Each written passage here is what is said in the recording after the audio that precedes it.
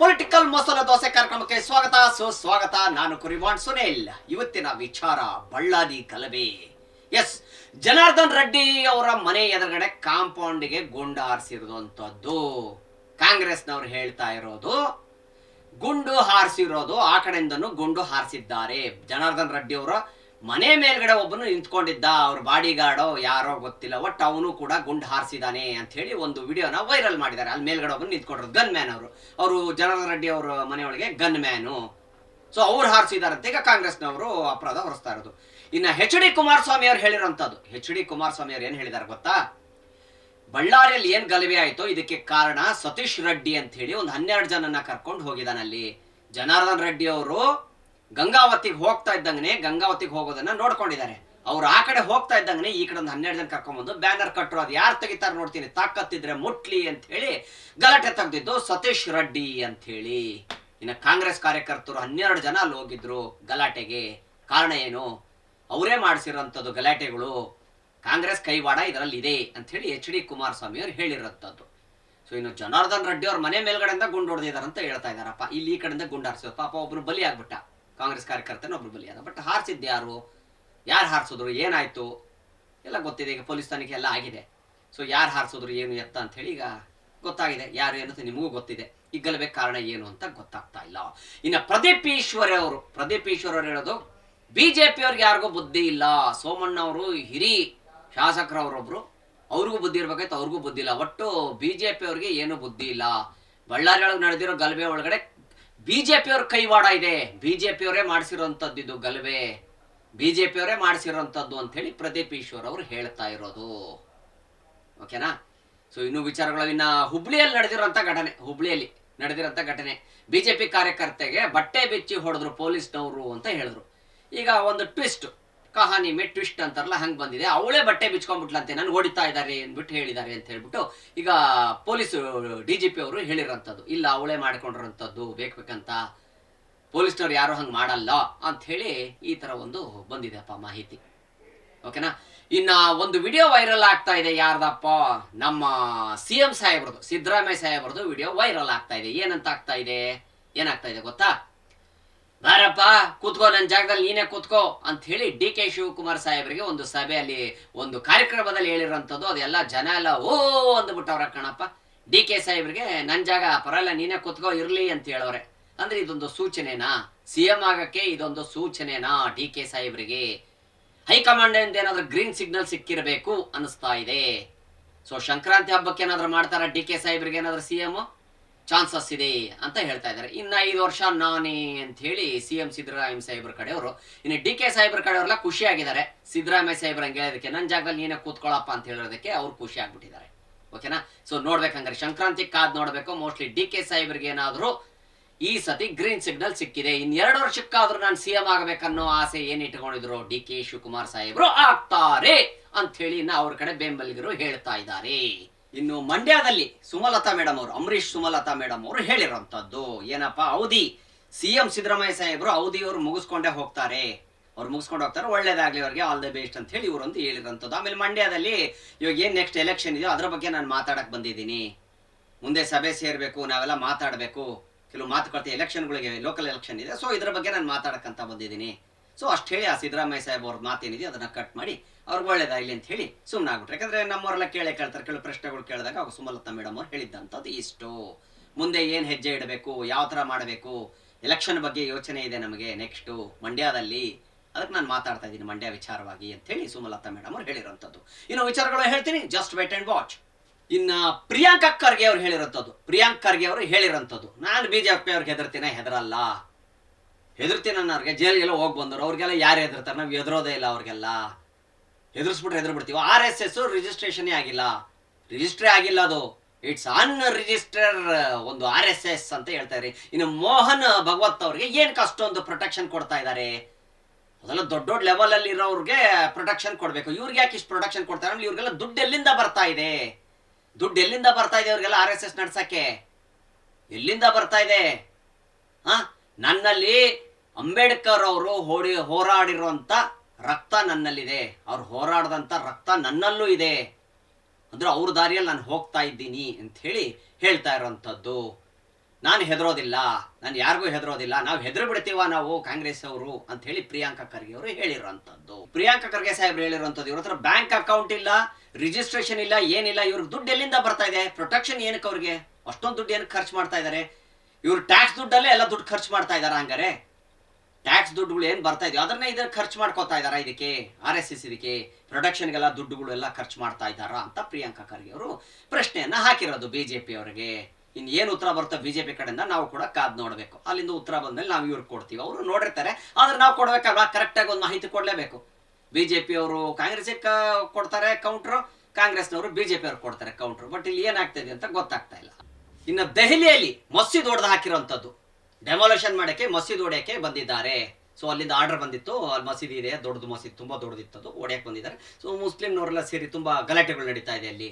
ಪೊಲೀಸ್ನವರೆಲ್ಲ protection ಕೊಡ್ತಾ ಇದ್ದಾರೆ, ಯಾಕಂದ್ರೆ ಅದು ಏನು ಆರ್ಡರ್ ಬಂದಿದೆ ಗೌರ್ಮೆಂಟ್ ಇಂದ ಅದು ಮಾಡಲೇಬೇಕು. ಸೊ ಹಿಂಗಾಗಿ ಡೆಮಾಲೇಷನ್ ಮಾಡ್ತಾ ಇದ್ದಾರೆ ಮಸೀದು ದೆಹಲಿಯಲ್ಲಿ. ಸೊ ತುಂಬಾ ಗಲಾಟೆ ಗಲಭೆಗಳೆಲ್ಲ ಶುರು ಆಗ್ಬಿಟ್ಟಿದೆ ದೆಹಲಿಯಲ್ಲಿ. ಇನ್ನು ಅಮೆರಿಕ ಟ್ರಂಪ್ ಅವ್ರು ಹೇಳಿರೋಂಥದ್ದು, ನಾನು ಶಾಂತಿ ದೂತ, ನಾನು ತುಂಬಾ ಶಾಂತವಾಗಿರೋಂಥ ಮನುಷ್ಯ ನಾನು. ಈಗ ಇಂಡಿಯಾ ಪಾಕಿಸ್ತಾನ ಜಗಳ ಆಗಬೇಕಾಗಿತ್ತು, ಅದನ್ನ ನಿಲ್ಸಿದ್ದು ನಾನೇ, ಯಾಕಂದ್ರೆ ನನಗೆ ಜಗಳ ಆಗೋದು ಇಷ್ಟ ಆಗಲ್ಲ ಹಂಗಿಂಗ್ ಅಂತ ಹೇಳಿ. ಓಕೆನಾ? ವೆನ್ಜುಲಾ ಅನ್ನೋ ಒಂದು ದೇಶದ ಮೇಲೆ ಬಾಂಬ್ ಹಾಕ್ಸ್ಬಿಟ್ಟವ್ರೆ. ಯಾರು ಹಾಕ್ಸಿರೋದು? ಆಮೇಲೆ ಅವ್ರನ್ನ ಕಿಡ್ನಾಪ್ ಮಾಡ್ಕೊಂಬಂದು ಅವ್ರ ದೇಶದಲ್ಲಿ ಇಟ್ಕೊಂಡ್ಬಿಟ್ಟಿದಾರಂತೆ, ಅಲ್ಲಿರೋ PM ಎಲ್ಲ ಕರ್ಕೊಂಬಂದು. ಓಕೆನಾ? ಅಲ್ಲಿರೋ ರಾಷ್ಟ್ರಪತಿ ಅವ್ರನ್ನೆಲ್ಲ ಕರ್ಕೊಂಬಂದ್ಬಿಟ್ಟು ಇವ್ರು ಇಟ್ಕೊಂಡ್ಬಿಟ್ಟಿದಾನಂತೆ. ಯಾರು? ಟ್ರಂಪ್ ತಗೊಂಡ್ಬಂದು ಅಮೆರಿಕದಲ್ಲೇ ಅವ್ರನ್ನ ಅರೆಸ್ಟ್ ಮಾಡಿ ಇಟ್ಕೊಂಡಿರೋಂಥದ್ದು. ವೆನ್ಜುಲಾ ಅನ್ನೋ ದೇಶದ ಮೇಲೆ ರಾತ್ರಿ ಬಾಂಬ್ ಹಾಕ್ಸ್ಬಿಟ್ಟಿದ್ದಾರೆ. ನಾನು ಶಾಂತಿ ದೂತ ಅಂತ ಹೇಳಿರೋ ಟ್ರಂಪೇ ಬಾಂಬ್ ಹಾಕ್ಸ್ಬಿಟ್ಟವ್ರೆ. ಇನ್ನೆಲ್ಲ ಬಂತು ಇಲ್ಲಿ ಶಾಂತಿ ದೂತ? ಎಲ್ಲಾಯ್ತು ಅಲ್ವಾ? ಎಸ್, ಇದು ಅಮೆರಿಕದಲ್ಲಿ ಟ್ರಂಪ್ ಮಾಡ್ತಾ ಇರೋಂಥ ಕೆಲಸ. ನಾನು ಶಾಂತಿ ದೂತ ಅಂತ ಹೇಳಿ ರಾತ್ರಿ ವೆನ್ಜುಲಾ ಅನ್ನೋ ಒಂದು ದೇಶದ ಮೇಲೆ ಬಾಂಬ್ ಹಾಕಿ ಅಲ್ಲಿರೋ PM ಕಿಡ್ನಾಪ್ ಮಾಡ್ಕೊಂಡ್ಬಂದು ಇಲ್ಲಿ ಅರೆಸ್ಟ್ ಮಾಡ್ಕೊಂಡ್ಬಿಟ್ಟವ್ರೆ. ಏನಕ್ಕೆ ಮಾಡಿದ್ದಾರೆ ಏನೋ ಕಾರಣ ಗೊತ್ತಿಲ್ಲ. ಇನ್ನು ಅಶೋಕ್ ಸಾಹೇಬ್ರು ಹೇಳಿರೋಂಥದ್ದು, ಸಿದ್ದರಾಮಯ್ಯ ಸಾಹೇಬರು ರೆಕಾರ್ಡ್ ಬ್ರೇಕ್ ಮಾಡಬೇಕು ಅಂತೇಳಿ ದೇವರಾಜ್ ಅರಸ್ ಅವರು CM ಆಗಿದ್ರು, ತುಂಬ ಅವಧಿ ಅವರೇ ಜಾಸ್ತಿ ಆಗಿದ್ದು. ಸೊ ಅವ್ರ ರೆಕಾರ್ಡ್ನ ಬ್ರೇಕ್ ಮಾಡಬೇಕು ಅಂತ ಸಿದ್ದರಾಮಯ್ಯ ಸಾಹೇಬರು ನಿಂತವ್ರೀಗ ಅಂತ. ಇನ್ನು ಇದೇ ಮಾತು HD ಕುಮಾರಸ್ವಾಮಿ ಅವರು ಕೂಡ ಹೇಳಿದ್ರು. ಅವಧಿ ಮುಗಿದು ಜಾಸ್ತಿ CM ಆಗಿರೋದು ದೇವರಾಜ ಅರಸ್ ಸಾಹೇಬರು, ಅವರಾಗಿದ್ರು CM. ಹೆಚ್ಚು CM ಆಗಿದ್ದು ಅಂದ್ರೆ ಅವ್ರ ರೆಕಾರ್ಡ್ ಬ್ರೇಕ್ ಈಗ ಸಿದ್ದರಾಮಯ್ಯ ಸಾಹೇಬರು ಮಾಡಕ್ಕೆ ನಿಂತವ್ರಿ ಅಂತ ಟಾಂಗ್ ಕೊಟ್ಟಿರುವಂಥದ್ದು HD ಕುಮಾರಸ್ವಾಮಿ ಅವರು. ಆಮೇಲೆ ಈಗ V ಸೋಮಣ್ಣ ಅವರು ಕೂಡ ಅವರು ಹೇಳ್ತಾ ಇದ್ದಾರೆ. ಸೊ ಹೆಚ್ಚು ಅವಧಿಯಲ್ಲಿ ಸೋಮಣ್ಣ ಅವರು ಸೋಮಣ್ಣ ಅವ್ರ ಜೊತೆ ಇವರು ಇದ್ರಂತೆ, ದೇವರಾಜ ಅರಸ್ ಸಾಹೇಬ್ರನ್ನ ನೋಡಿದ್ದಾರೆ ನಾವು ಅಂಥೇಳಿ ಅವರು ಕೂಡ ಹೇಳಿರೋಂಥದ್ದು. ಇನ್ನು ವಿಶ್ವನಾಥ್ ಸಾಹೇಬರು ಹೇಳಿರೋಂಥದ್ದು, ದೇವರಾಜ ಅರಸ್ ಸಾಹೇಬರು ತುಂಬಾ ಜನನ್ನ ಬೆಳೆಸಿದ್ದಾರೆ, ನನ್ನ ಗುರುತಿಸಿ ನನ್ನೂ ಕೂಡ ಅವರೇ ನನ್ನ ಬೆಳೆಸಿರೋದು, ತುಂಬಾ ಜನಕ್ಕೆ ಬೆಳೆಸಿರೋದು ದೇವರಾಜ ಅರಸ್ ಸಾಹೇಬರು, ಅವರೇ ಎಲ್ಲರನ್ನು ಬೆಳೆಸಿರೋಂಥದ್ದು. ಇವತ್ತು ನಾವು ರಾಜಕೀಯ ಏನು ಬಂದಿದ್ದೀವೋ ಅದಕ್ಕೆ ಕಾರಣನೇ ದೇವರಾಜ ಅರಸ್ ಸಾಹೇಬರು ಅಂಥೇಳಿ ವಿಶ್ವನಾಥ್ ಸಾಹೇಬರು ಹೇಳಿರೋಂಥದ್ದು, ವಿಶ್ವನಾಥ್ ಅವರು. Okay, yes. ಇನ್ನು ವಿಶ್ವನಾಥ್ ಸಾಹೇಬರು ಹೇಳಿರೋಂಥದ್ದು joke of the year. Siddaramaiah ಸಾಹೇಬರು ಹೇಳ್ತಾ ಇರೋದು ಜೋಕ್ ಆಫ್ ದಿ ಇಯರ್. ಇದು ಸಿದ್ದರಾಮಯ್ಯ ಅವರು ಹೇಳ್ತಾರಂಥ ಮಾತು. ಜಾಸ್ತಿ ಅವಧಿ ನಾನು ಮಾಡಿದ್ದೀನಿ, ಮತ್ತೆ CM ನಾನೇ ಆಗ್ತೀನಿ. ದೇವರಾಜ ಅರಸ್ ಅವರ ಬ್ರೇಕ್ನ ಮುರಿದು ಬಿಟ್ಟಿದ್ದಾರೆ ಸಿದ್ದರಾಮಯ್ಯ ಸಾಹೇಬರು. ತಿನ್ ಮಾಹಿತಿ ನೀವೇ ಎಲ್ಲ ಮಾಧ್ಯಮದಲ್ಲಿ ತೋರಿಸ್ಬಿಟ್ಟಿದ್ದಿಲ್ಲ, ಆ ಥರ ಏನಿಲ್ಲ. ಅವ್ರ ರೆಕಾರ್ಡ್ ಯಾರು ಬ್ರೇಕ್ ಮಾಡೋಕ್ಕಾಗಲ್ಲ ದೇವರಾಜ ಅರಸ್ ಅವ್ರದ್ದು. ನಮ್ಮಂಥ ಎಷ್ಟೋ ಯುವಕರನ್ನ ಬೆಳೆಸಿರೋದೇ ಅವರು. ಇಂದಿರಾ ಗಾಂಧಿಗೆ, ಸಿದ್ದರಾಮಯ್ಯ ಸಾಹೇಬರಿಗೆ ಅಂಥವ್ರಿಗೆಲ್ಲ ಇವ್ರು ಏನು ಲೆಕ್ಕನೇ ಇಟ್ಕೊಂಡಿರಲಿಲ್ಲ, ಅಂಥ ಒಂದು ಗಟ್ಸಲ್ಲಿದ್ದಂಥವ್ರು ಅಂತ ಹೇಳಿರೋಂಥದ್ದು. ಎಸ್. ಇನ್ನು ಜೋಕ್ ಆಫ್ ದಿ ಇಯರ್ ಇದು, ಇವ್ರು ಹೇಳ್ತಾ ಇರೋ ಜೋಕು. ಸಿದ್ದರಾಮಯ್ಯ ಸಾಹೇಬರು ನಾನು ಮತ್ತೆ CM ಆಗ್ತೀನಿ ಅನ್ನೋದು ಜೋಕ್ ಆಫ್ ದಿ ಇಯರ್. ಆಮೇಲೆ ಅವ್ರದ್ದು ಅವಧಿ ಜಾಸ್ತಿ ಮಾಡಿಬಿಟ್ಟಿದ್ದೀನಿ, ದೇವರಾಜ ಅರಸ್ಕಿನ ಜಾಸ್ತಿ ಅವಧಿ ನಾನೇ ಮಾಡಿದ್ದೀನಿ ಅನ್ನೋದಕ್ಕೆ ಅದು ಕೂಡ ಜೋಕ್ ಅಂತ ಹೇಳಿ ವಿಶ್ವನಾಥ್ ಸಾಹೇಬ್ರು ಹೇಳಿ ನಕ್ಕಿರೋಂಥದ್ದು. ಎಸ್. ಇನ್ನೂ ವಿಚಾರಗಳವೇ ಹೇಳ್ತೀನಿ, ಜಸ್ಟ್ ವೇಟ್ ಆ್ಯಂಡ್ ವಾಚ್. ಇನ್ನು ಸಬ್ ಇನ್ಸ್ಪೆಕ್ಟ್ರ್ ಒಬ್ಬರು ಹಲ್ಲೆ ಮಾಡಿದಾರಂತೆ, ಮರಣಾಂತಿಕ ಹಲ್ಲೆ ಮಾಡಿರೋಂಥದ್ದು. ಸಬ್ ಇನ್ಸ್ಪೆಕ್ಟ್ರು ಒಬ್ಬ ವ್ಯಕ್ತಿ ಮೇಲೆ ಒಂದು ಬರ್ತಾ ಇದೆ ಸುದ್ದಿ ಬರ್ತಾ ಇದೆ, ಇದು ಬ್ರೇಕಿಂಗ್ ನ್ಯೂಸ್ ಅಂತಲೇ ಹೇಳ್ಬೋದು. ಸಬ್ ಇನ್ಸ್ಪೆಕ್ಟ್ರು ಹಲ್ಲೆ ಮಾಡಿರೋಂಥದ್ದು, ಮರಣಾಂತಿಕ ಹಲ್ಲೆ ಮಾಡಿದ್ದಾರಂತೆ ಒಬ್ಬ ವ್ಯಕ್ತಿ ಮೇಲೆ. ಇನ್ನು CK ರಾಮಮೂರ್ತಿ ಶಾಸಕ, BJP ಶಾಸಕ CK ರಾಮಮೂರ್ತಿ ಅವ್ರ ಮೇಲೆ ಒಂದು ಅಪರಾಧ. ಏನಪ್ಪ ಅಂದ್ರೆ ಒಂದು ಅಪರಾಧ ಬಂದಿದೆ. ಏನು ಬಂದಿದೆಯಪ್ಪ ಅಂದರೆ, ಇನ್ಸ್ಟಾಗ್ರಾಮಲ್ಲಿ ಯಾವುದೋ ಒಂದು ಮಹಿಳೆಗೆ ಅವರು ಮೆಸೇಜ್ ಮಾಡಿದ್ದಾರೆ ಅಂತ ಬಂದಿದೆ ಅಂತೆ. ಬಟ್ ಅವ್ರು ಹೇಳ್ತಾ ಇದ್ದಾರೆ ನನಗೆ ಗೊತ್ತಿಲ್ಲ, ಯಾರು ಫೇಕ್ ಮಾಡಿ ಹಾಕಿರ್ಬೋದು ನಮ್ಮನ್ನು ಕೆಡ್ಸೋಕ್ಕೆ, ನಮ್ಮ ಹೆಸರು ಕೆಡ್ಸೋಕ್ಕೆ ಅಂತ. ಚುನಾವಣೆ ಗೆದ್ದ ಮೇಲೆ ಫೇಸ್ಬುಕ್ಕು ಹ್ಯಾಕ್ ಆಯ್ತಂತ, ಅವ್ರದ್ದು 2 ಸತಿ ಹ್ಯಾಕ್ ಆಗಿದೆ ಅಂತೆ. ನಾನು ಒಳ್ಳೆ ಮಾಹಿತಿಗಳನ್ನ ಕೊಡ್ತೀನಿ ಜನಗಳಿಗೆ, ನಾನು ತಲುಪಿಸ್ತೀನಿ, ಒಳ್ಳೊಳ್ಳೆ ಮಾಹಿತಿಗಳನ್ನ ಕೊಡ್ತೀನಿ.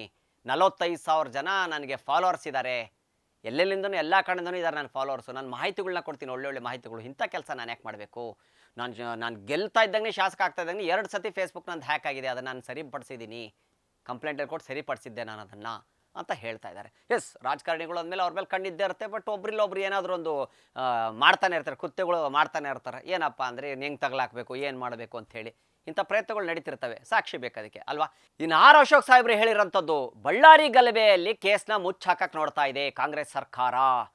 ಆ ಗನ್ನು ಯಾರ ಗನ್ನು, ಆ ಬುಲೆಟ್ ಯಾವ ಗನ್ನಿಂದ ಬಂತು ಏನು, ಆಮೇಲೆ ಜನಾರ್ದನ್ ರೆಡ್ಡಿ ಅವ್ರಿಗೆ ಮರ್ಡರ್ ಮಾಡೋ ಪ್ರಯತ್ನ ನಡೆದಿದೆ, ಅವ್ರಿಗೆ ಹತ್ಯೆ ಮಾಡೋ ಪ್ರಯತ್ನ ನಡೆದಿತ್ತು ಖಂಡಿತ ಅಂತ ಹೇಳ್ತಾ ಇದ್ದಾರೆ.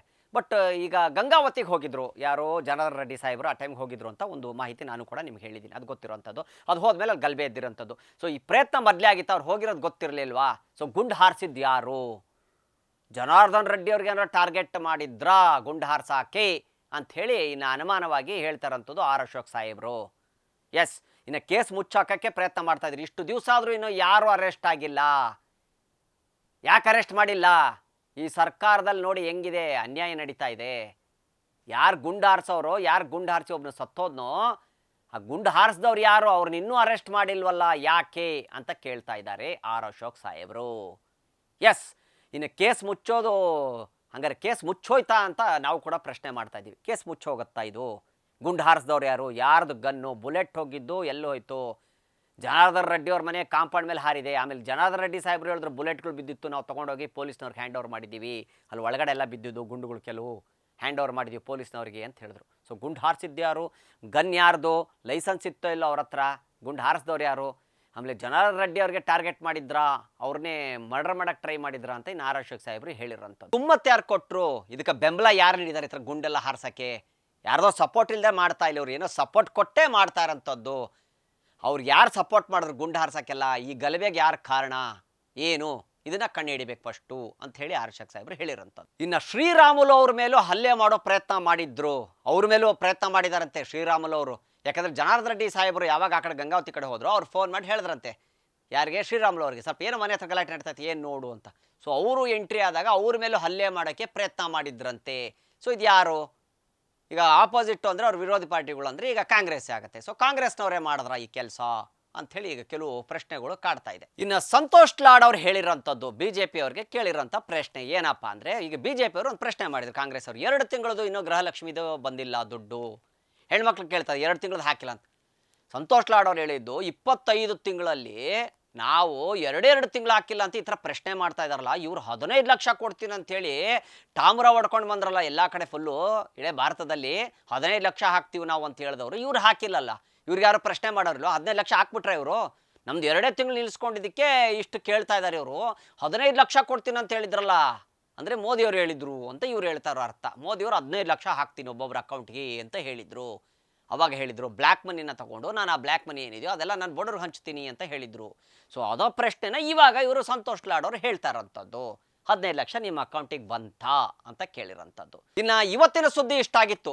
ಇವತ್ತು ಯಾರ್ಯಾರು ಪೊಲಿಟಿಕಲ್ ಮಸಾಲ ದೋಸೆ ನೋಡಿದ್ರು ಎಲ್ಲ ಅನ್ನೋದಾತ್ರಿಗೂ ಧನ್ಯವಾದಗಳು. ಹೀಗೆ ಸುದ್ದಿಗಳು ತೊಗೊಂಡು ಬರ್ತಾ ಇರ್ತೀನಿ. ಕಣ್ಣಿಂದ ನೋಡಿದ್ದು ಕಿವಿಯಿಂದ ಕೇಳಿದ್ದು ಮಾತ್ರ ನಾನು ಹೇಳೋದು. ಎಸ್, ಹೊರಟು ಬರ್ತೀನಿ. ಧನ್ಯವಾದಗಳು. ಜೈ ಜೈ ಕರ್ನಾಟಕ. ಮತ್ತೆ ಏಯ್ ಎಟ್ಲೇ ಕರ್ನೈ ವಿಧಾನಸೌಧಕ್ಕೆ ಹೋಗ್ಬೇಕು, ಬರ್ತೀನಿ ಗಣಪೈ ಶೇಂಬುಲಿಂಗ ಬರ್ತೀನಿ ರಪೈ ವೀರೇಂದ್ರ ಗೋಪಾಲ್ ಬಂದ್ಬಿಟ್ರಲ್ಲಪ್ಪ, ಎಟ್ಲೇ ಕರ್ನೈ ವಿಧಾನಸೌಧಕ್ಕೆ ಹೋಗ್ಬೇಕು. ನಿಮ್ಮೆಲ್ಲರ ಓಟು ಯಾರಿಗೆ? ನನಗೆ. ನಿಮ್ಮೆಲ್ಲರ ಓಟು ಯಾರಿಗೆ? ಪೊಲಿಟಿಕ್ಸ್ ಮಸಾಲೆ ದೋಸೆಗೆ, ಫ್ರೀಡಮ್ ಟಿವಿಗೆ ಬರ್ತೀನಿ ಅನ್ನೋದಾತ್ರಿ. ಧನ್ಯವಾದಗಳು.